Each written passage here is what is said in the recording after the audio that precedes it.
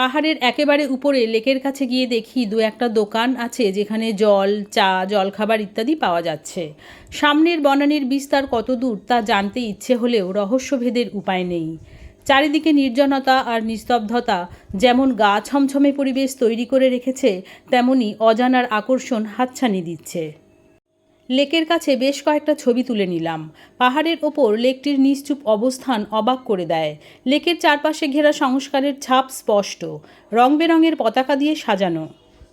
লেকের স্বর্গীয় পরিবেশ ছেড়ে আরও প্রায় 15-20 মিনিট পর আমরা নেমে এলাম।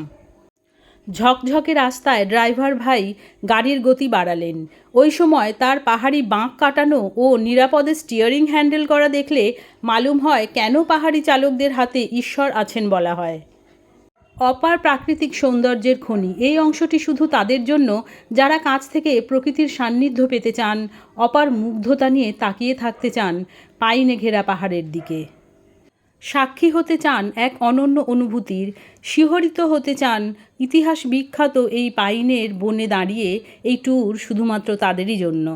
ফটো তোলার জন্য জায়গাগুলি আদর্শ। সূর্যের আলোয় মাখা বৃক্ষরাজির রহস্য ভেদ করে কিছুটা সময় কাটিয়ে ফিরে এলাম। এবার আমাদের গন্তব্য তিনচুলে, ত্রিবেণী ও তাকদা। তাহলে সঙ্গে থাকুন।